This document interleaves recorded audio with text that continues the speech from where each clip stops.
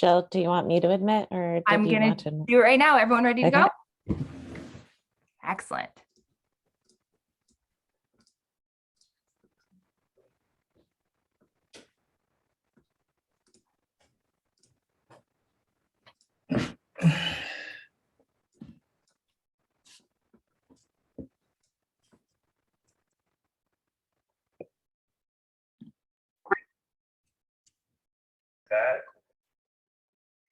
Good morning, everybody.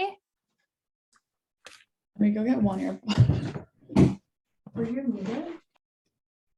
Our session is going to begin shortly here. As you're joining us, please pop your name, business, or organization into the chat and let us know what traditional and unceded territory which you live and work. So for example, I'd like to begin by acknowledging the traditional and unceded territories of the Squamish, the Musqueam, and the Tsleil-Waututh First Nation land on which I live and work.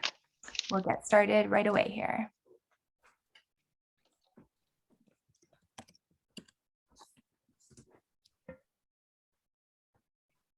Hi.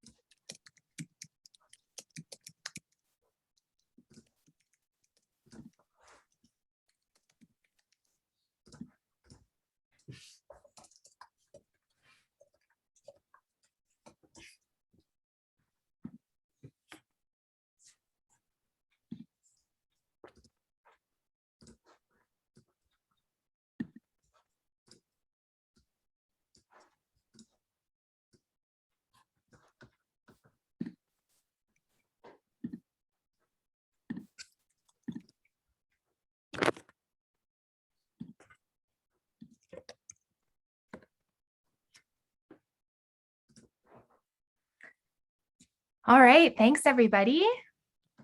Appreciate you guys coming. It's 9:04, so Meg, we're gonna get started. Pass it off to you. Thanks so much, Jill. Good morning, everybody. It's my pleasure to welcome you to the fourth session of the Greater Vancouver Circular Economy Network, which is designed to support the growth of circular businesses in the region. This series is based on the priorities that we identified through a survey that was initiated earlier this year.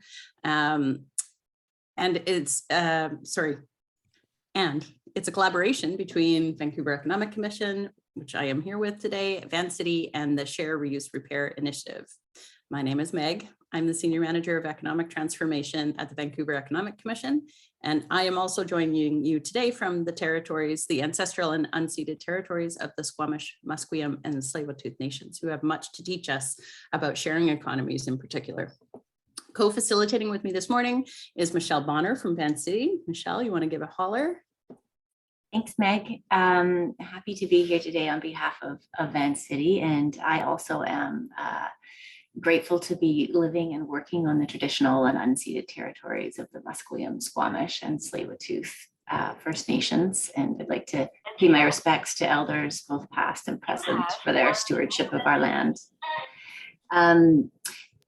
As Meg mentioned, I'm from Vancity, and our session today is our second one on financing circular businesses. And we'll focus on taking on debt and equity as two options many businesses will look to as they start up and grow. And our aim is for you to leave the session today with a clear sense of the pros and cons of taking on equity and debt and of the process involved with each. We've got two great speakers this morning, Tara Lamond, Small Business Advisor from Vancity, and Keith Ippel, co-founder and CEO of Spring Activator. We'll hear from them, ask some questions, and then we'll have the chance to connect and talk with each other in breakout rooms to take on the topics or questions most relevant to you. So we'll be tracking that as we go, and you'll hear more about how the breakout rooms will work in just a little bit. Back to you, Meg. Thanks. And first, let's introduce the people behind the curtain. So Alice Henry and Rosemary Cooper are joining us from Share, Reuse, Repair Initiative. Please say hello to our friends here today. Hi, everyone. Thank you. And Jillian Orris, who's supporting this event in terms of coordination and logistics. If you have any tech trouble or you want to suggest a speaker or a topic for future convenings like this, please reach out to Jillian. You can do so in the chat function. And while we're in breakout, she will also have her email posted on the screen. And Jill, can you say a quick hi so we can see who you are? Hi, everyone. Thanks. Okay, quickly, just a little bit of admin. This session is being recorded and you can choose to remain off camera and submit any questions into the chat function if you do not wish to be recorded. And breakout rooms, by the way, will not be recorded. We're also operating under Chatham House rules. So we ask that if you are relaying the information that you gleaned during the session outside of the session, please do not attribute specifically to an individual person or organization. And under those rules, we'd really encourage you to be open and honest, transparent, and to share your challenges with us as well so that we can all learn together. Great. Well, with that, thanks, Meg, and let's dive in. It's my pleasure to introduce my colleague at Vancity, Tara Lamond, who is a small business advisor, as mentioned. And Tara partners with small business owners and solopreneurs to help them achieve their dreams and influence them to think differently when it comes to creating positive impact in the local economy through meaningful conversations. By doing this, she believes we can create a more holistic future around sustainability and making better choices when it comes to how we all do business. Tara has been in the financial service industry since 2004 with a variety of roles from lending to management experience. She brings passion and expertise to understanding the needs of the community and Vancity members. Tara, welcome, and over to you. Good morning. Hi, everyone. My name is Tara Lamond. I'm a small business advisor at Vancity. Thank you so much, Michelle, for introducing me. I'd like to acknowledge that I also come from I live and work on the Squamish, Musqueam, and Tsleil-Waututh Nations. So sorry, still waking up. So I just want to say I'm excited to be here today and share some information. My presentation, there's a lot of information, but I'm going to kind of go through it pretty quickly, but there's opportunity for Q&A, and then I'll also be in the breakout rooms as well. So if I miss anything or if I'm going too fast, please, I'll try and cover everything, as we move along. Next slide. Thank you. And that is me. And next slide. All right, so I'm going to be talking about today, just sort of covering why you would need financing for your business, how and where to secure financing, and how to make the most of your financing once you've secured it. So I'll cover these topics. Next slide. So why do I need financing for my small business? So every small business begins with two things. You got a great idea and the money to make the idea to become reality. Whether you're opening an online store or a brick and mortar shop, you need the capital to bring your idea to some products to market. For some entrepreneurs, financing your business means dipping into maybe your own savings. And for others, it may be building partnerships with other like-minded investors. Whether you're getting help from financial institutions or a form of friends and family, it's important to understand how to find the best financial fit for your business and how to understand how to make the most of your startup cash. Next slide. Where do I find financing? So this is as your startup, especially, you're just like, where do I go? What options are out there for me? The first, place that you want to look is your financial institution. Go to them, ask them, find out what do you have available for startup or existing businesses in place. I do encourage you going to existing financial institution that you bank with, especially personally, because they have your history. They can see, what's gone through your accounts. You have that relationship, and they're more willing to provide you maybe the financing amount that you're looking for. However, it is challenging sometimes for startups to find startup financing at maybe some of the larger financial institutions. So that's where Vancity comes in, and we have a program called our microfinance program, which is really great, which I'll touch on in a little bit. Another area that you can look for financing, previous slide, is private investors. So, there may be investors out there that are really willing to invest into your company, especially around sustainability. Everyone is really wanting to tackle this problem, and they're really looking for innovators in this space. So some investors, will want in exchange, will invest in your company in exchange for ownership in the company, and they'll work out an agreement with you. Another area would be your friends and family. A lot of people struggle with asking friends and family for funds. Another kind of area is crowdfunding, which has been really popular with a lot of businesses. A lot of the community want to invest in these businesses and really see them grow, especially in our local economy. And then, of course, your own savings. So I definitely recommend having your own equity invested into the company. It doesn't have to be a lot, but you got to have some money invested into your business. So make sure you do have some cash set aside to start your business and to show that you have equity to invest in your business. Next slide. Which option is right for me? So as we've seen, there's several funding options for small business owners, as well as we see a little bit later in this course that there are advantages and disadvantages to different options that you do need to keep in mind. Next slide. So what do I need to consider before I seek financial help? So these are really, really important sort of bullet points that you want to think about. These are something that I come across a lot, especially for startups. And people sort of forget that these 4 things really do need to be in place and strong. But sometimes, especially with the first bullet point, which I'll go into, there are some, challenges which I'll cover as well. So next slide. So what is my credit score? So a lot of people really have great ideas around their business, but they forget that they do need to have a credit check pulled when you are looking for financing. It is something that is attached to you and your business. Regardless if it's an incorporated business, it's still attached to you and your business, and especially as a startup. So it's really important for you to know where you're at with your credit. You can pull free reports from Equifax or TransUnion and really sort of figure out where you're at with your credit report. Reason why I'm saying that is there is opportunities, especially at Vancity, for sort of like an onboarding startup line of credit, which is always a great option for when you're starting your business. And that's usually based on your credit score. So here's an opportunity without you having to provide so much paperwork and information that you're able to access capital very quickly to kind of give you that boost while you're figuring out what other options you want to sort of apply for. So I really encourage you to make sure that you know where your credit is at, because I do see this as a challenge for many startup businesses, and it really makes it hard for us to want to provide you with, say, a larger amount of financing. We do look at sort of your repayment history, how much debt you have, and so on.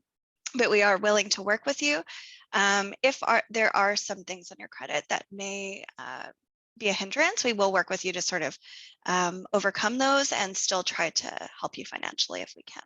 Next slide. Is your idea feasible? So everyone has great ideas, but you want to make sure that you've done your research and if it really makes sense. You want to attract investors with an unprofitable, and you don't want to go to investors without really doing the work behind your idea. And making sure that, especially with financial institutions as well. And one of the options is, like I was saying, is making sure you have a feasible business plan, which I'll talk about as well. Next slide. Do you have a strong business plan? A lot of people have great ideas, but they don't have a business plan in place, or it's not a very, meaty, thorough business plan. It doesn't have to be 100 pages. It just needs to make sense. It needs to show that you've done your research. You have projections in there. You've explained your projections and how you got those numbers, and where you know, who's helping you, who's your mentorship. Another big piece in that business plan is talking about management. Who are the people behind the business, and what do you bring to support this business, and what roles do you play? And if you say can't do the financial piece of your business, who is there to support you through that as well? So those are some important pieces that you want to make sure that are in your business plan. Next slide. All right, so we'll dive into different options to finance your business. Next slide. So one of the options is priority debt. A lot of people are like, what is priority debt? So what priority debt is if you go to mainly like financial institutions, so Vancity, we do this, and you get like a loan or a line of credit, we take a personal guarantee from you. So that is one sort of security that we hold in place. So personal guarantee is a must, like you can't get around that. That also shows to us that you really want to support your business, and you're willing to take responsibility if anything does happen to this debt with your business. However, don't be discouraged by that. You know, a lot of people are like, well, I don't want to guarantee my loan. Well, it kind of gives us a red flag, kind of like, why don't you want to guarantee the loan for your business? If anything does happen to your business, at Vancity specifically, we do work with you as much as we can to make sure that we can negotiate the debt and sort of fix whatever the issues are without ever going after your personal assets or anything like that. So just keep that in mind, that, you know, there are financial institutions out there that really do want to work with you. So being open and transparent is a big thing, especially when you're taking on debt. Advantages to priority debt. So, you know, acquiring priority debt gives you a lower interest rate, gives you a longer period of time to pay the debt back. So that would be your term loan. And obviously the line of credit, which is revolving, that you can have in place until you close it off, or you decide to close off your business.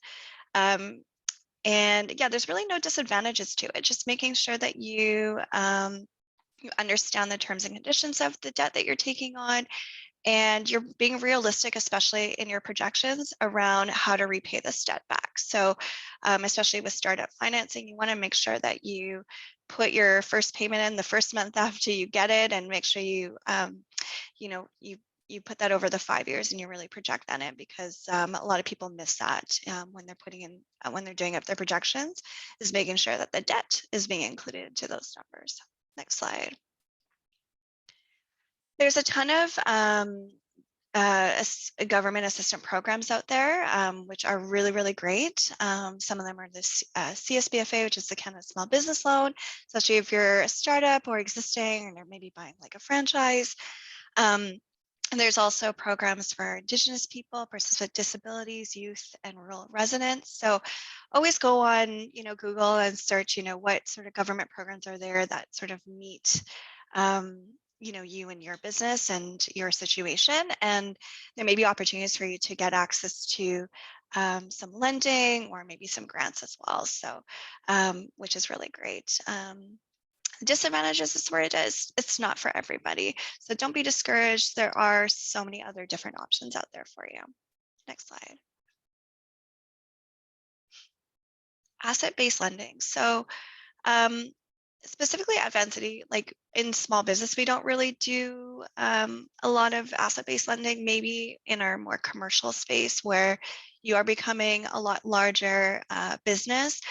We may use equipment or inventory or receivables to secure your financing. So, you know, just keep that in mind, that there's those options out there, especially as you get bigger as a company.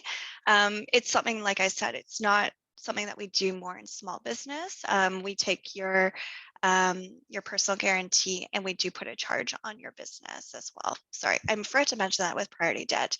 We do put like most businesses put it's called a general security agreement against your business. And that's where priority, meaning the financial institution where you get your first debt, has priority if anything happens to your business over other financial institutions. So that's something I can go on in a little bit later.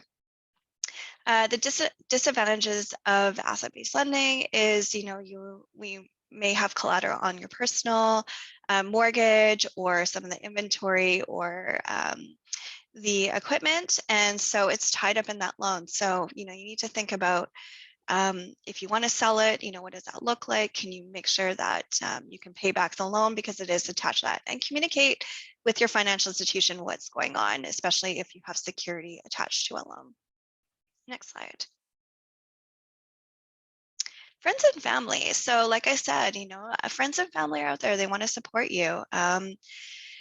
There are advantages to going to friends and family to get support or co-sign a loan. I would recommend really taking this very seriously and showing them that you have their best interest when you're asking for funds from them, and putting together an agreement, maybe working with a lawyer, just so that it protects both you and your friends and family. Because obviously the disadvantages of it could cause interpersonal risks with your friends and family if anything happens. Maybe there's expectations not set, there's no agreement in place.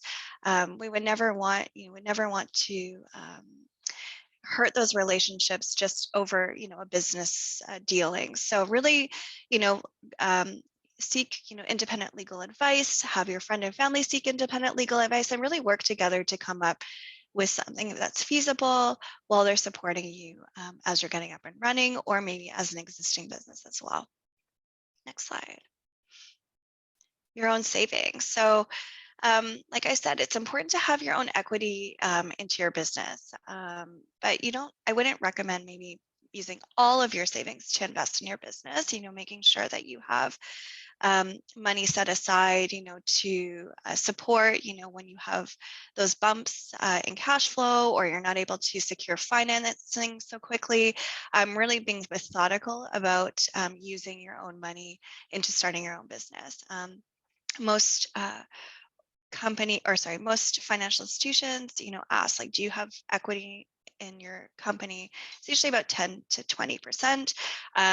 The Canada Small Business Loan needs to see about 25% of your own equity in the company. We want to see you have a stake into your own business. But as a startup, especially at Vancity with our microloan program, we don't ask for like a ton of equity in the company. We just want to see, what have you invested in? So keep that in mind.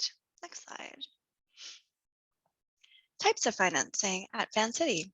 Next slide.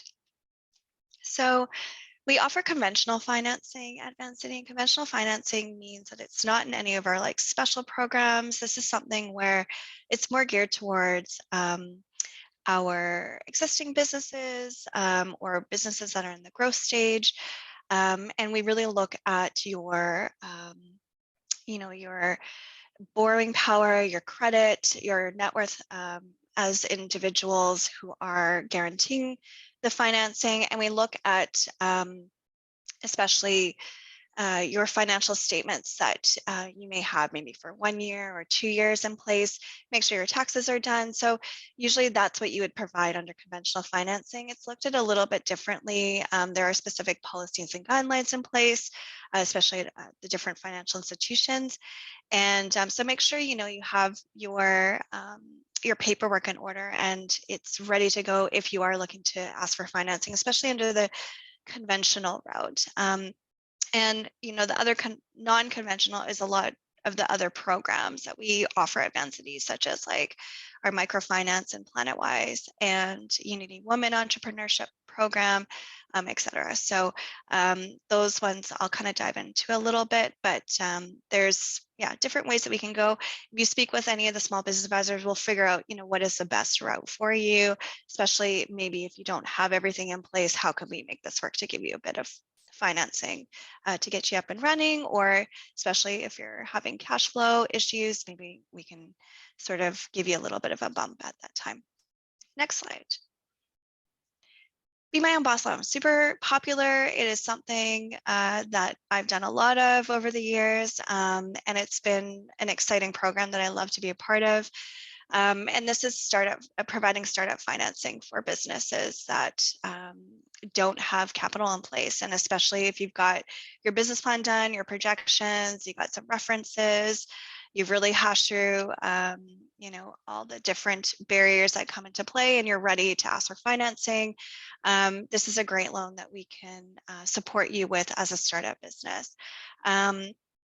It's a favorable rate at prime plus 3%. There is many different uses that you can use the loan for startup costs, such as, you know, working capital, new production, business purposes, you know, paying for 3 months of a leasing space, pre-commercial and commercial product development, market development. So, you know, there's room for us to sort of work with you to sort of say, you know, does this make sense for you to use the funds for? Or, yeah, this looks like a great list. But you're really working one-on-one with your small business advisor when you're applying for the Be My Own Boss loan.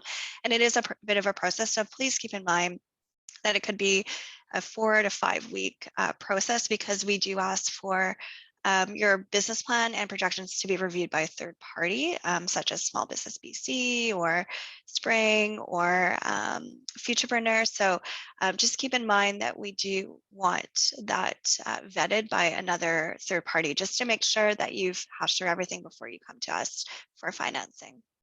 Next slide. Sorry, 1 second here. Scroll down. So under the microfinance loan as well, we offer the PlanetWise solution. So if you are a green business or circular business, we would code it as, say, PlanetWise under a microfinance program, and there's an opportunity to actually get a much lower rate, which would be at prime plus 1%. We offer also the PlanetWise solution for green buildings, you know, under a commercial and residential section. If you're looking to green your,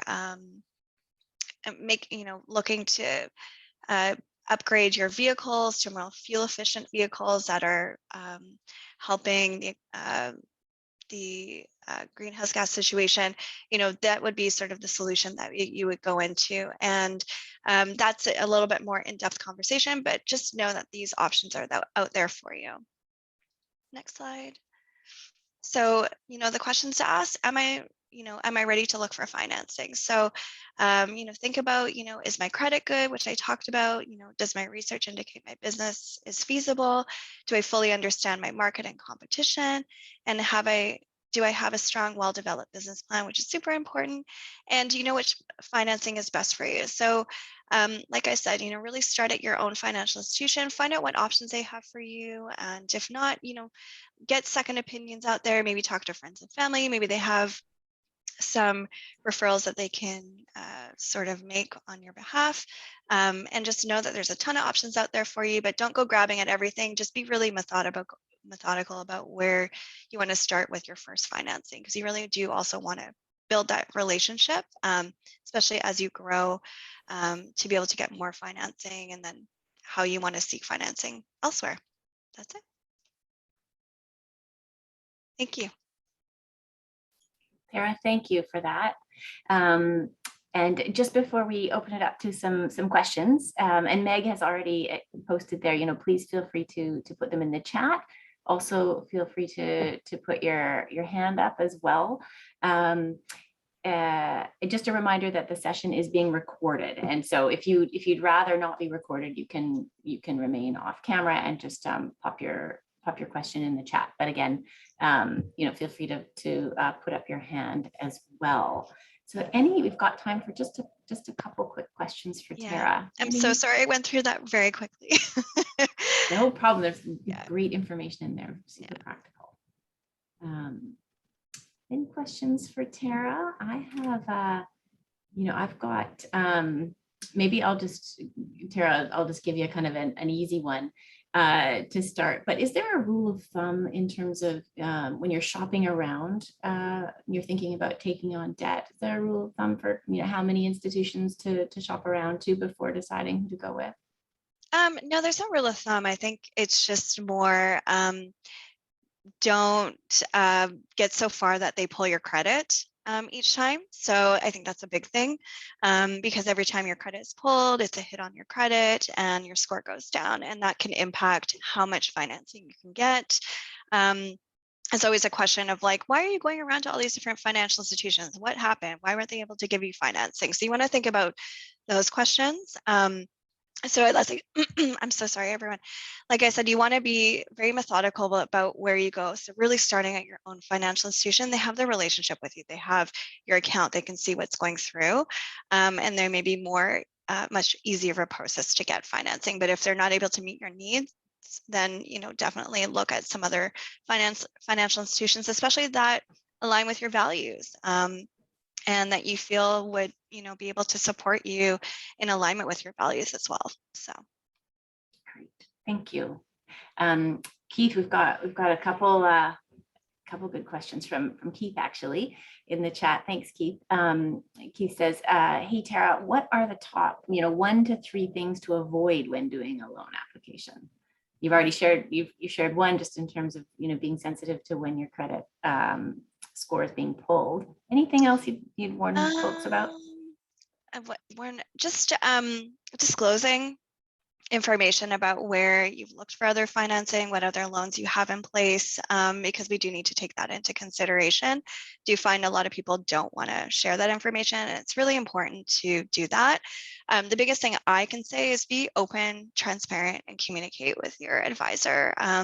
Especially at Vancity, like we want the best for you. We want to set you up for success. So we want to work with you and build that relationship. But the only way to do that is really having that open communication, really understanding where you are financially, just so that we can make sound decisions as we're providing you financing as you move along. Another thing is, don't just think, even though we may not be able to give you financing right at that moment, don't think it as a hard no. We may have given you a couple tasks for you to do, or just sort of go, okay, maybe you need to think about this, or maybe, yeah, look at another option in the meantime, and then come back to us in 6 to 12 months, and then we're able to maybe finance you. So just know we're always here to work with you, and you can always come back to us. But at the end of the day, we are a financial institution, so we do need to sort of look at the risk of different situations and scenarios. Great, thank you. Before I pull another question here, Jill, I just wanted to do a time check. Because we can continue these conversations in the breakout room for sure. But just wanted to touch base.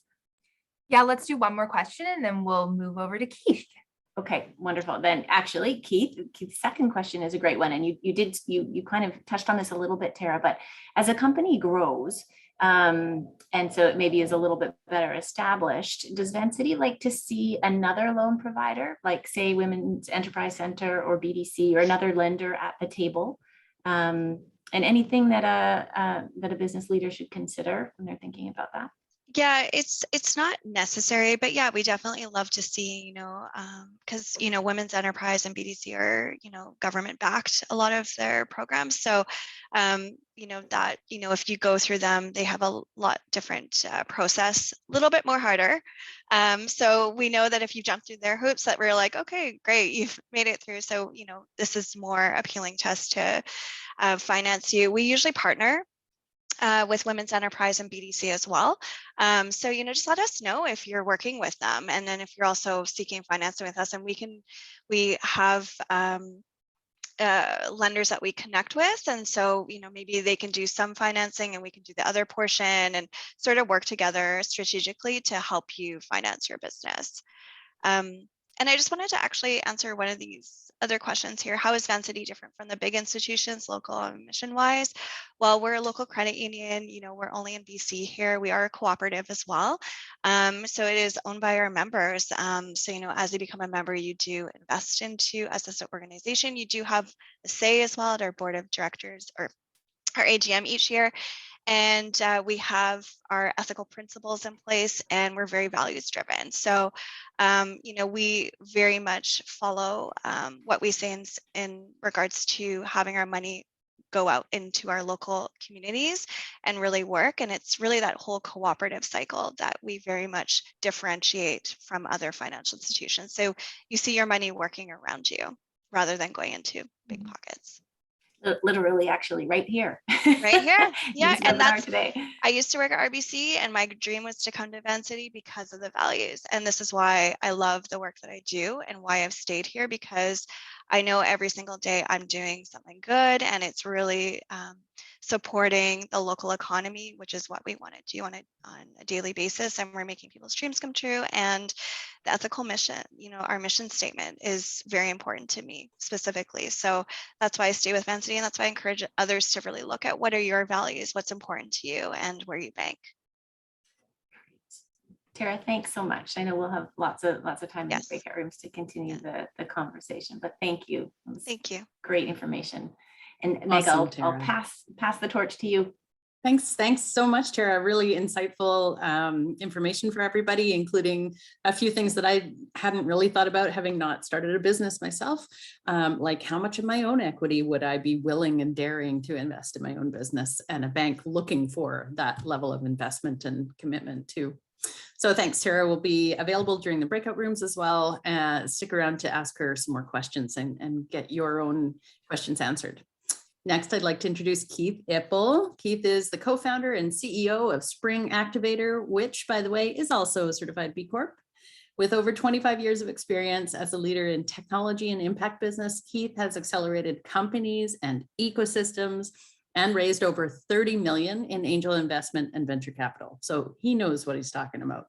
He is a global keynote speaker, a teacher and advisor, and Keith leads Spring and focuses on strategic growth for ventures and global ecosystem advisory work. So welcome, Keith. Amazing. Meg, thanks for having me here, and really, really excited for this session today. So I'm going to actually jump into my screen share. So just give me a second, everybody. Fantastic. So yeah, screen share is up, and I'm looking forward to our time. Just as a heads up, everybody, I also do have the chat window up. So if you do happen to ask any questions on the fly, then I'm happy to kind of catch them as I go through the presentation.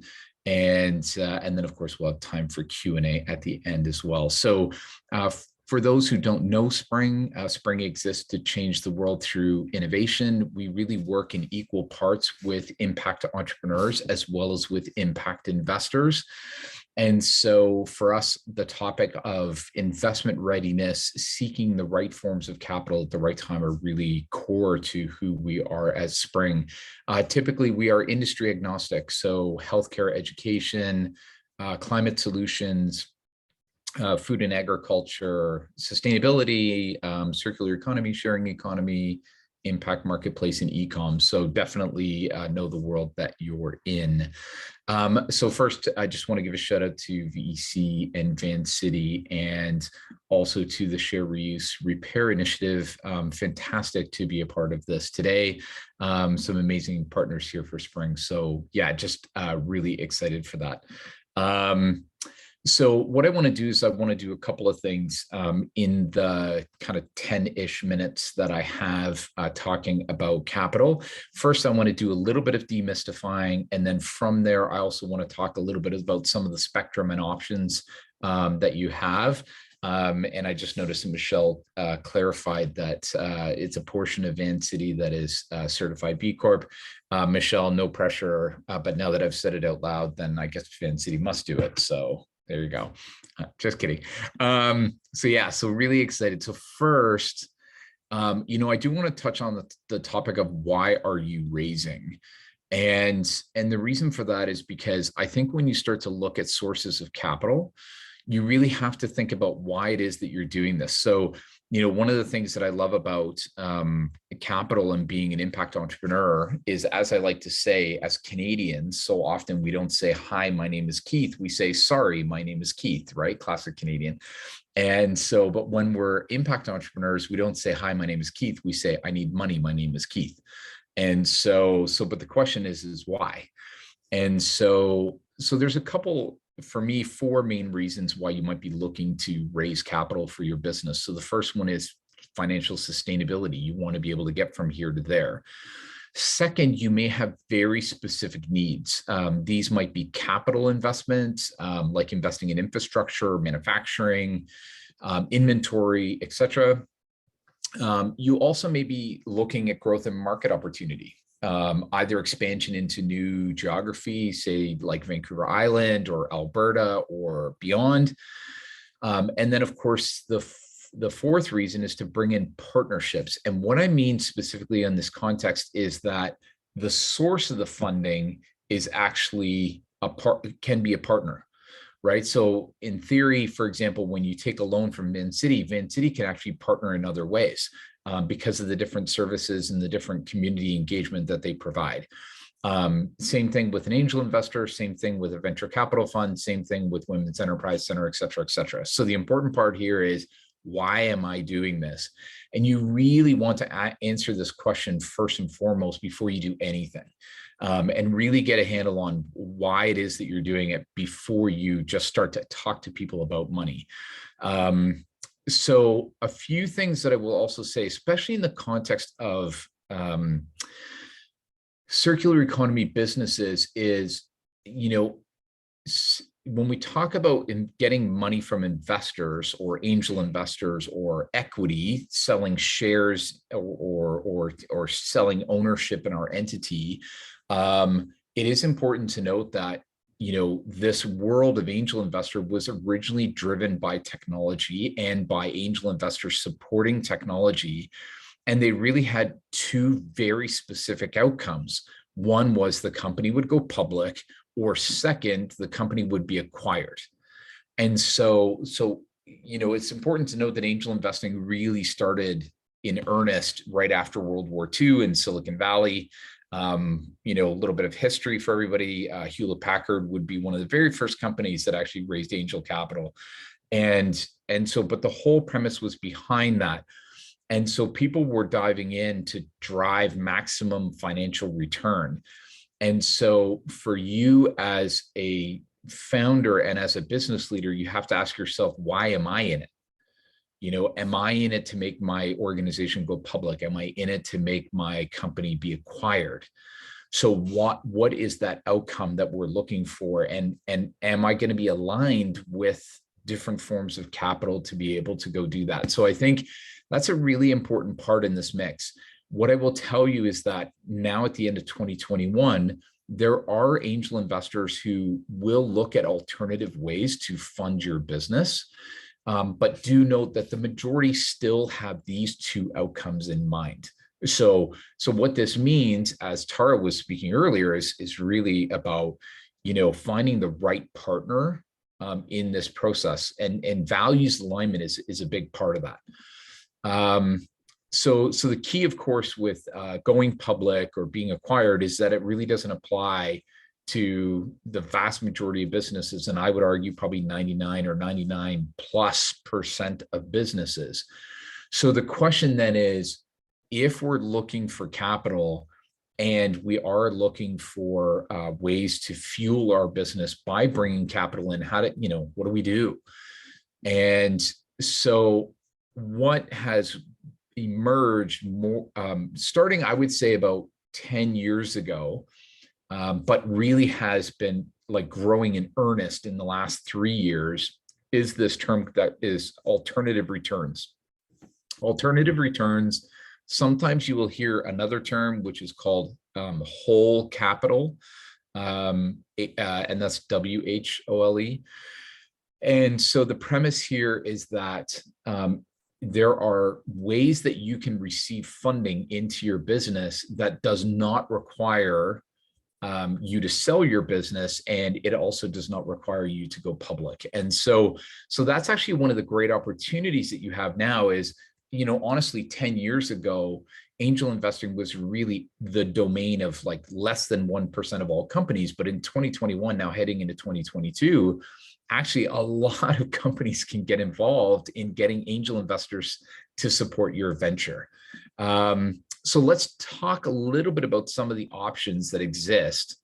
And hopefully this will also fuel some questions and discussion in the breakout room as well. So first, one of the things that I love is that at this time, there are fully 9 different ways that you can fuel your business with capital.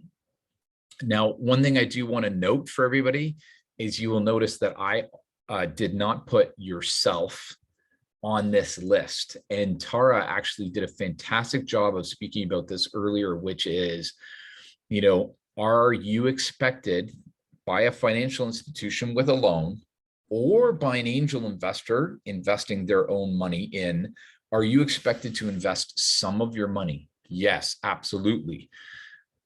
Do any of us recommend that you put all of your money into your business? No way. And the reason that I always talk about it as a fellow founder is I say, remember that your bank account is the bank of last resort, right? So if you have $100 today, every business goes up and down. And when you hit it down, chances are the only person that's going to invest at that point in time is you. So please make sure that you save some of your money for that rainy day, right? So my recommendation to everybody always is, if you look at your bank account today, you say to yourself, I'm going to take half and I'm going to set it aside and I'm going to pretend like it doesn't exist. And that's my bank of last resort. Because if you invest all of it now, you may run into a problem later. So, but the fun part, especially for any impact ventures, you have 9 different ways to raise money, and each one has its own pros and cons. And so we're going to talk a little bit about those pros and cons in the time that we have, and then we'll do more in Q&A. But the important part for you is, in the Canadian context, there's a lot of different ways for you to do this. So you're not constrained by saying, I must just get angels or I must just get loans. And one thing that I will note to you is that most angel investors that I know really love to see a company take a loan. And the reason is because they like to see an entrepreneur be diversified in how they take capital in. So don't take all your investment from angel investors, because that dilutes you as the founder, right? It reduces your ownership. But on the flip side as well, when you think about Vancity as a credit union, they don't want to see you taking all loans because of things that we would refer to like, debt service ratio or debt to equity ratio. And so they like to see balance. Everybody likes to see balance. So one thing I do like to share at this point is that please remember that each one of these objectively has pros and cons. Tara mentioned earlier, loans aren't quote unquote for everybody. Here's my comment to you. Actually, loans are for everybody, depending on your stage and depending on the current status of your business. As it is true for angel investment, as it is true for equity crowdfunding, as it is true for revenue-backed financing. And the reason is each one of these has pros and cons objectively, right? So for me personally, I see loans as a fantastic thing to do microloan, pre-launch, right at launch. And Vancity, by the way, everybody, like I'm speaking outside, not as a partner of Vancity. Vancity has the best microloan plan for small businesses in Canada, period. They have phenomenal options and it's great for that early stage, right? And then on the other end of the spectrum, loans are fantastic when you have repeatable revenue and you know where your revenue is going to come from next, and you're just looking to fuel the growth, but you don't need to sell equity to do it, right? But then at other times it's bad, right? Like there's pros and cons to each one. And you as a founder, you want to be objective. So if any of you are sitting here going, ooh, I don't like the idea of a loan, or if any of you are going, oh, equity, I don't want to give up control. Like my encouragement to you is just to recognize that that's a personal reaction. It's not an objective reaction. Your job as the leader of your business and as the founder, or many of you are founders of your business, is to not react personally. You want to objectively look at all these options and dig in. So one critical thing to think about is that typically you need money within a certain time frame. And so you must remember that some sources of capital are available within a certain time period and others are not. So please don't go to Vancity and expect them to give you a loan in 5 days, right? Conversely, don't meet an investor and expect them to write a check in 10 days, right? If you need money in a short period of time, there's a limited set of options for you. And the number of options that you have grows the more time that you have. And one thing to keep in mind when you're raising money from investors is that it is seasonal. I consider it to be the second most seasonal business after chocolate. And the reason for that is because investors tend to be wealthy individuals and they go on holiday. So if you expect to get a check from an investor in December, it won't happen because they're skiing. If you expect to get a check in July and August, it won't happen because they're going to be in the south of France, at least post-COVID they will. Maybe they'll be in the Okanagan still in 2022. But the point being, like, don't begrudge them for taking vacations. Just recognize that there's times to raise money and times not to. And then just remember again that objectively there's good options and good moments in time for each source of capital. You will receive a copy of this material as a follow-up to this with the recording. And so just know that for each option, there's pros and cons to each one. Revenue-backed financing is one of the fastest growing sectors of capital for a business. You must be in revenue, typically doing at least $25,000 a month in revenue or more in order to be eligible. So it just gives you a bit of a sense on that.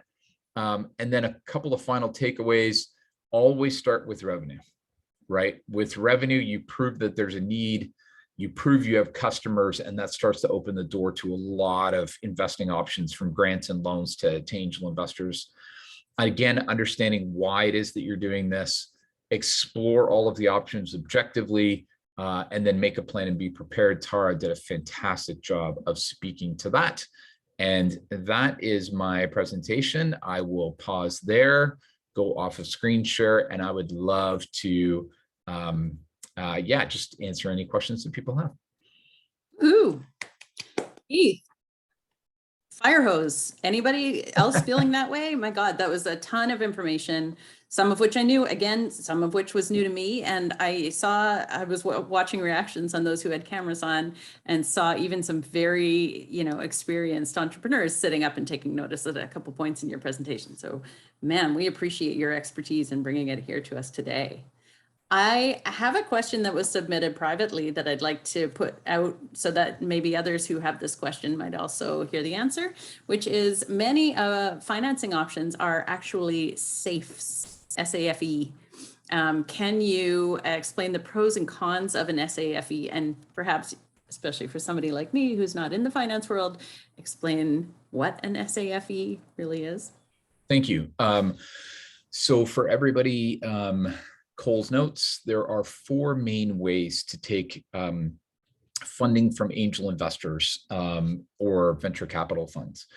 Common shares, you can sell common shares in your organization. The second one is you can sell preferred shares. The third one is what we call a convertible note payable, or a convertible note. It's also known as a convertible loan. A convertible loan it starts on your books as a loan with a set time period, with a set interest rate. And at the end of the time period, there is an option for the investor to convert it to equity. Thus the name convertible loan. It is really important to note, with a convertible loan, it sits on your balance sheet as a loan. Therefore, it can impact your debt to equity ratio. So you need to think about, like, how many loans do I already have? I'm going to take this convertible loan. I may take other loans in the future. I need to make sure that that all works. The fourth one is the SAFE. And so SAFE, simple agreement for future equity. So that is the acronym. So an SAFE is an acronym. It was first created by a tech accelerator in the United States called Y Combinator back in 2012. And it is a convertible equity agreement.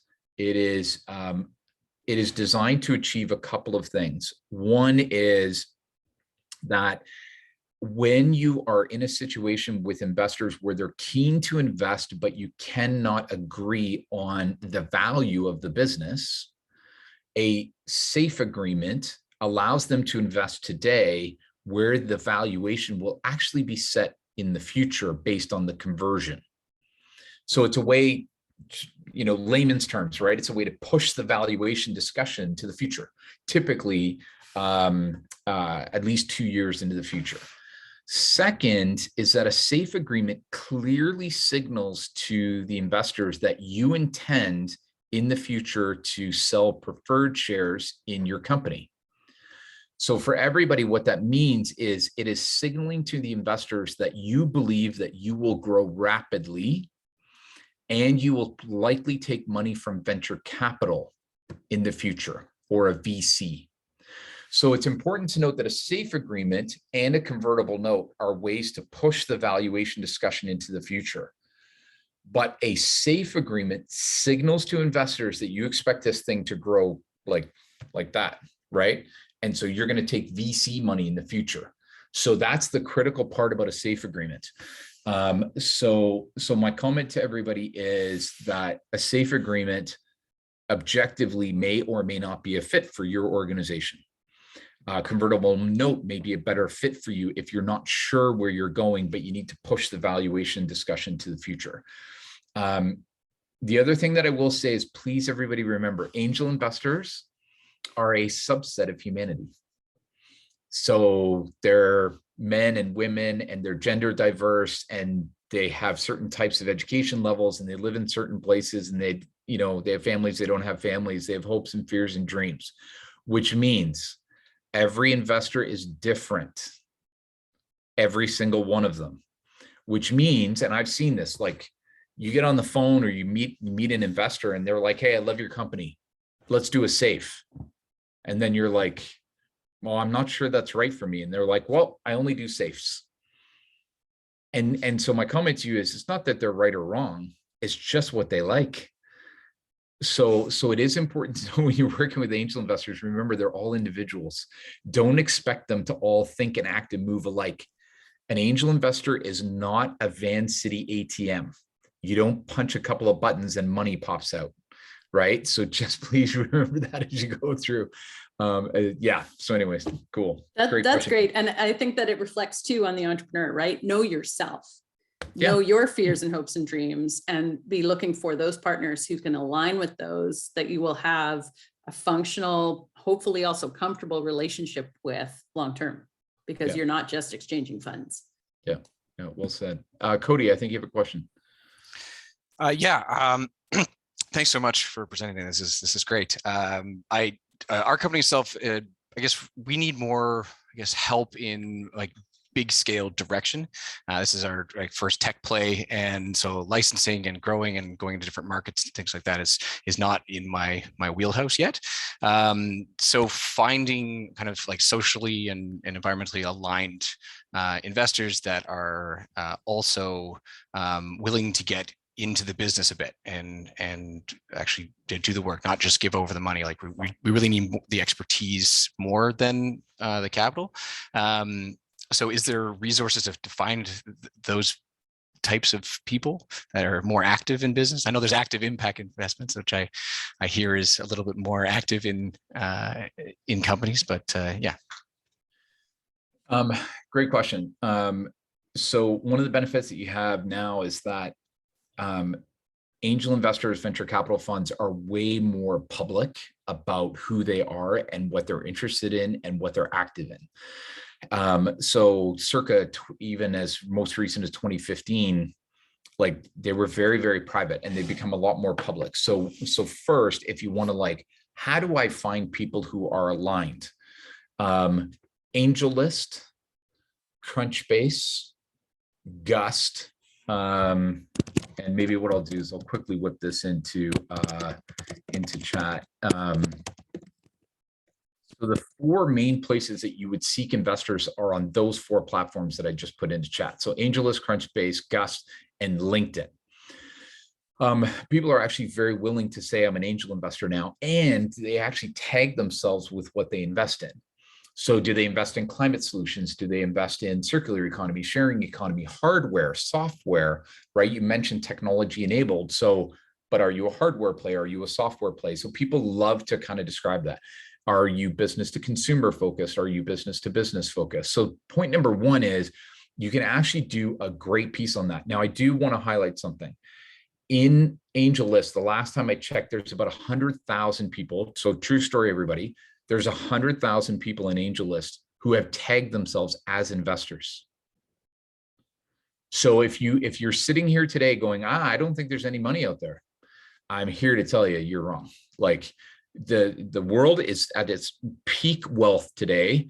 There are literally millions of millionaires out there, and they're looking to deploy capital. Now, are they the right fit for you? Right? Are they focused on your industry, your business model? Are they focused on investing in your geography? Do they like hardware, software, right? Like, so you can take 1 million people and cut it down in a hurry. So the important part for everybody is when you're trying to raise money, they're human nature. You guys just want to get it done because you want to focus on running your business. So I want to just hit a couple of myths right away. Please do know you're running your business is a full-time job. Raising money from investors is also a full-time job. I'm not going to argue that for a hot minute. You're going to work extra hard for 3 to 6 months. Just call it what it is. So let's make our lives easier.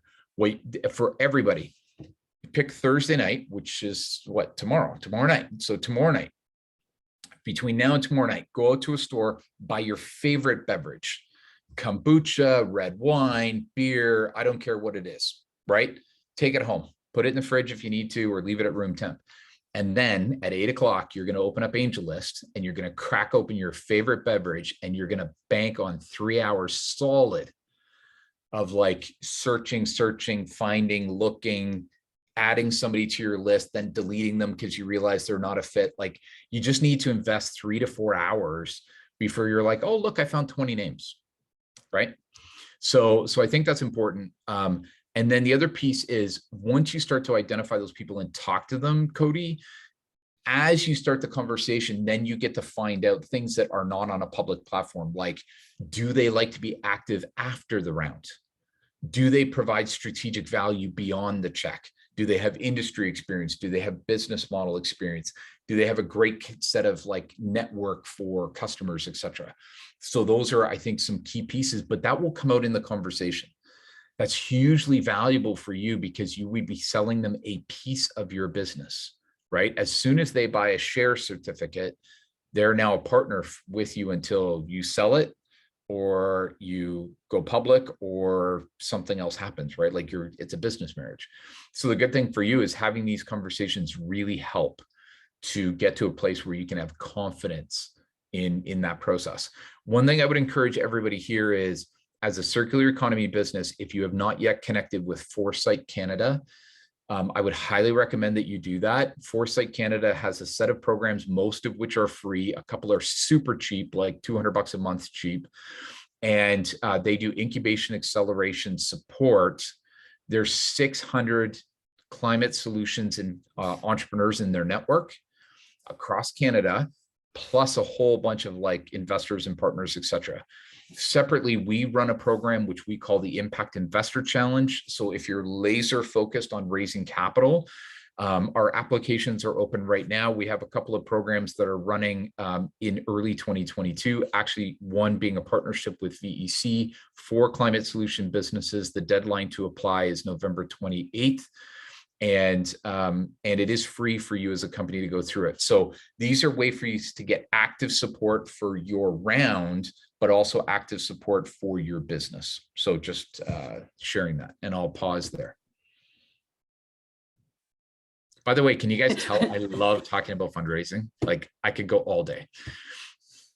Like I'm sure everyone's beating down your door to get that information too. So, you know, Keith continues to offer his advice through many programs across Spring Activator, and he's going to stick around for the breakout rooms. At this point, I think that's where we're going to go. So I'm going to hand the conversation back to Jill to lead us into our breakout sessions. And I encourage everyone to stick around. Like clearly there's a lot to learn here and to share with one another too. Absolutely. Thank you so much to both Tara and Keith. That was great. Lots of information. Hopefully we can keep this conversation going in the breakout rooms. So we are going to conduct our breakout rooms a little bit differently, sort of similar to the last session for those of you that were here. Each breakout room will have a facilitator. It will be Meg or Michelle, and a note taker, that would be Alice or myself. And Rosemary is going to float and increase the conversation in both of those breakout rooms. We're asking that you guys choose which room you'd like to attend. That's going to be the most beneficial for you. So I am going to put a couple topics up, and then Keith and Tara are going to jump into 2 different ones as well.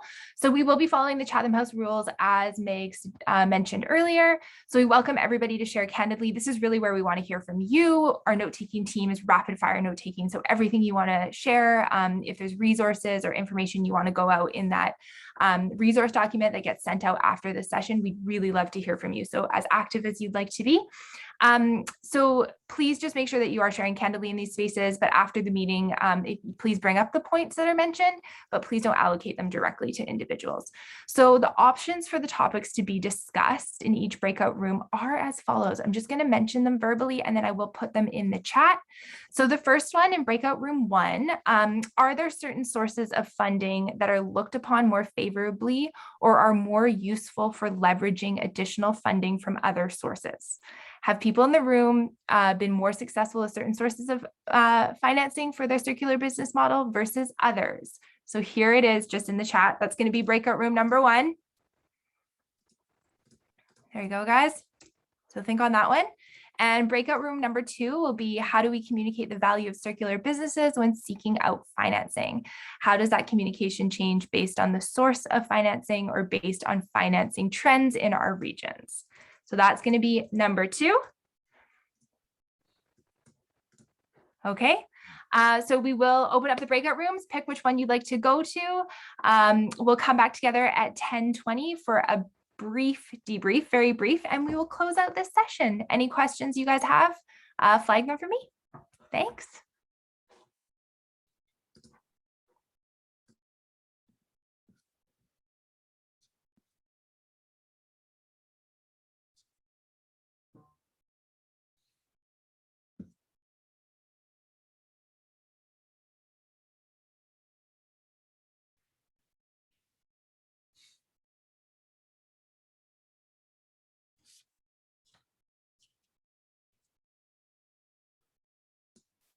Keith and Tara, I can pop you guys into some breakout rooms if that's okay for you. You know what? I was just watching to see where people are heading first. Absolutely. Yeah. Oh, So I think Tara jumped in already. Yeah, you know what? If I can't, can you pop me into breakout room 2? Yeah. Awesome.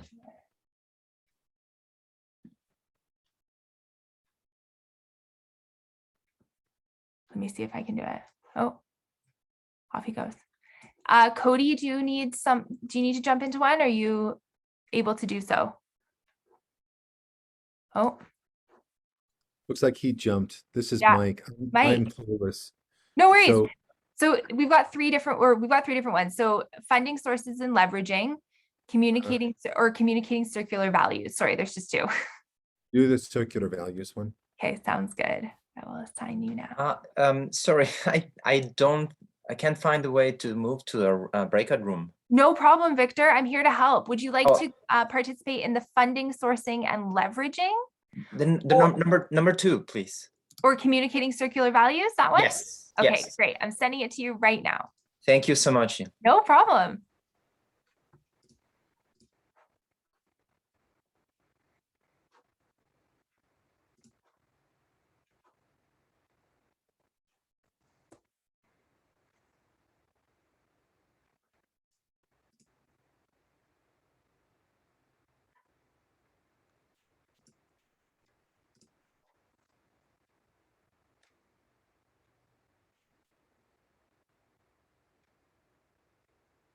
With certain sources of financing for your circular businesses than others, and I think that might be a nice place just to hear from those in the room a little bit. And then Tara, once we've heard from folks, maybe if you wouldn't mind sort of commenting and chiming in on are certain sources of funding looked upon more favorably than others when we're thinking about leveraging and growing. But I'd love to hear from those in the room about your experience. Anybody want to kick us off? Yeah, I can go first. Hi, everyone. Okay. Thanks, Tara, for the presentation. That was great. Hi, Michelle. Hi, Jennifer. Lots of familiar faces. Great. So yeah, I participated with Futurepreneur and the micro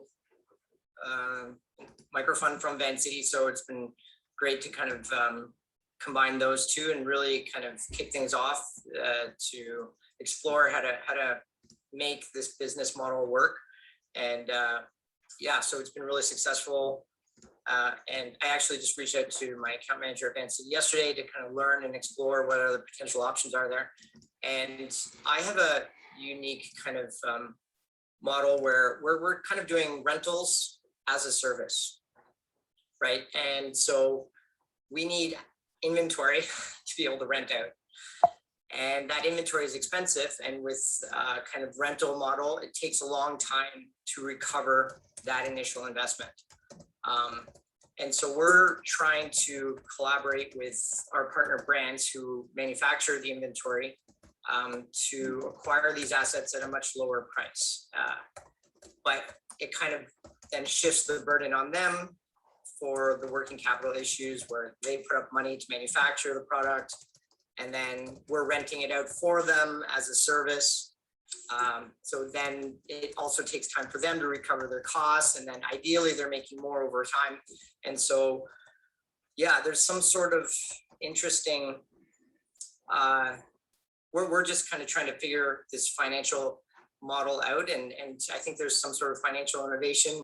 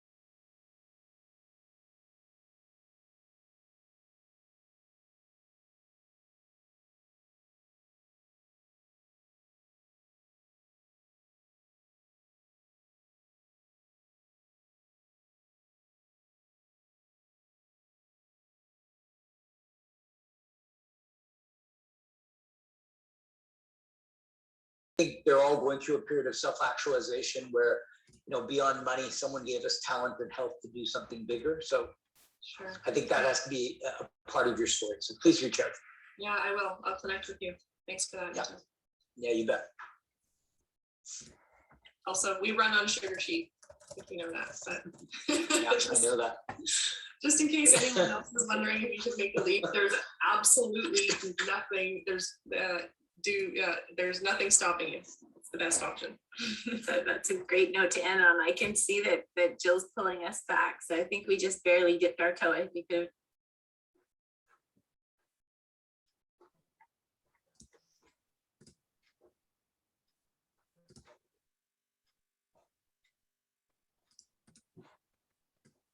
Recording in progress.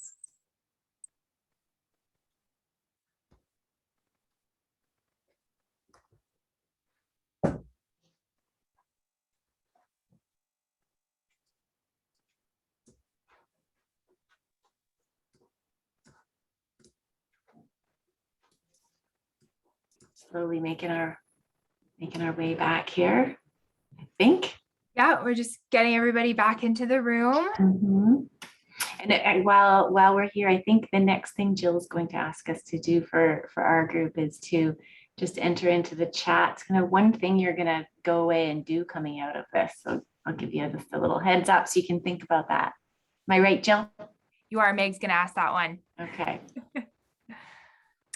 I am just pulling up my notes.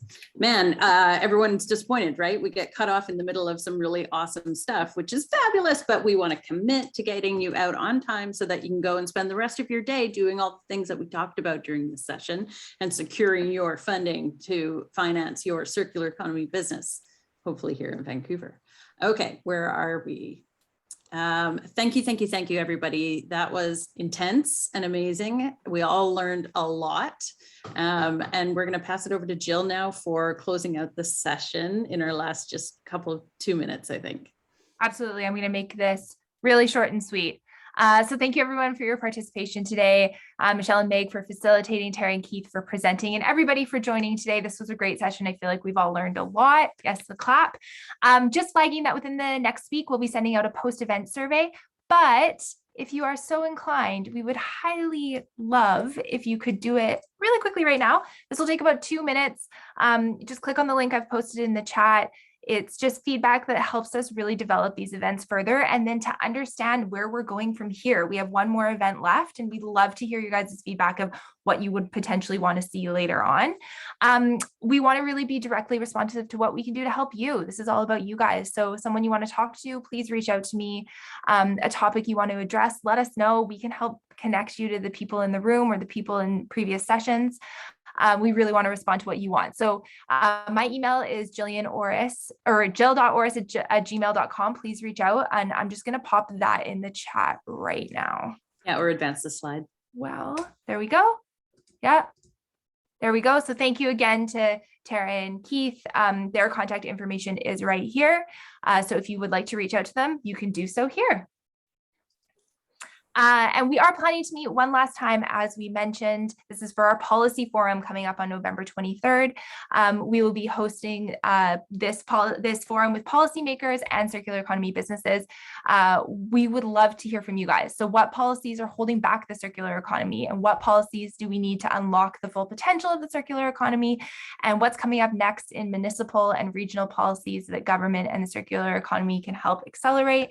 It will be a really insightful session. We have a number of people who are keen to join because it will also include a one-to-one dialogue between circular businesses and policymakers. So if you have not registered, please do so here.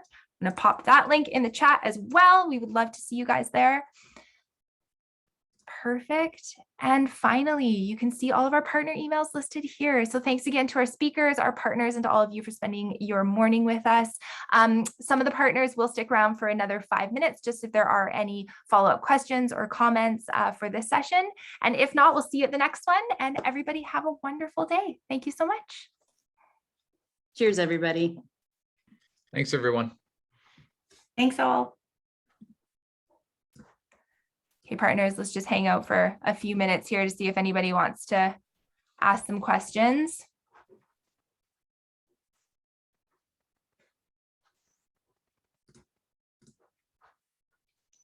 All right. Tara, thank you so much for your time today. You're very welcome. I see Mike here. Yeah. And Victor, Tasha. Like romper, I don't know if romper room is a thing in Canada, but it was in the US where you would have this little magic little glass you look in, and the lady would always explain who they see on the TV set. So it's something similar to that. I see Mike, I see Michelle. But this was very good. One of the things I'm curious for the organizers is, one of the things we talked about in the breakout session is this ability to be connecting in with local business investors, angel investors. I don't know how large that community is in Vancouver, but do you feel there's at least a bridge to that community? Are they connected to you in some way, shape, or form? I'll speak to that because through the Vancouver Economic Commission, we do a lot of that connectivity. We have programs underway at the moment, even to help to educate some of the angel investors in our community. So Spring is running that one and sharing their wisdom, and we're providing some climate knowledge. It's called Angels for Climate Solutions. So the program pairs climate ventures with like in a sort of cohort model, and angel investors in a cohort model, so that the climate solutions strengthen their ability to pitch and really translate what their value is into different languages, like, are we carbon, or are we circular, are we waste, are we whatever. And then the angels are getting education on what makes a strong climate solution, like how to invest in world-changing options, as opposed to, just spreading your money out a little too widely so that it doesn't actually create impact and really achieve our, under 1.5 degree global goals. So that's one example of how we're creating those connections. I'll post there it is. Thank you, Alice. It's in the chat. And Spring is doing that kind of work on a regular basis. Angels for Climate is one of the programs they're offering with us, but they do that work constantly. And from that discussion in the breakout room, I'm certainly thinking that initiating some cross-border introductions might be really interesting now that this virtual workplace has really opened up doors in that way, because for the most part, our programming at VEC connects local investors to local businesses. But, maybe we need to think more broadly. Anybody else want to weigh in on that? Rosie, you're in touch too with a lot of those communities. Yeah, I love this Angels for Climate Solutions. I'm curious, it's kind of, tech enabled climate solutions. And that's fine. And I get that. Is there, I hate to put you on the spot, but is there a way to do this? I mean, is there a way to do, Angels for Circular Solutions? Yeah, there is, absolutely. Because I think that kind of education, showing the incredible growth of this and the, the returns that can be made, this morning, the piece that we're doing on leading edge consumers, oh my goodness, circular has gone berserk since 2016. In other words, these consumers that are influencing future markets they are so strongly circular. They don't use that language, but it's blown me away. And, I'm not supposed to technically talk about this until February, but anyway, I think I might have violated confidentiality, but yeah, is there a possibility?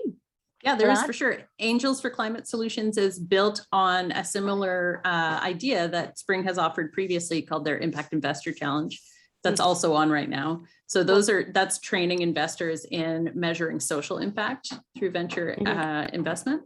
We're testing Angels for Climate Solutions on tech-enabled, primarily carbon-based solutions. And then once we know the model works, then we want to be rolling it out in lots of different really targeted zones. Circular economy, in my mind, is one of the next ones, but so is Indigenous entrepreneurship. And so we've got a few different ideas of sort of where to aim that ray gun next. Which aren't necessarily mutually exclusive.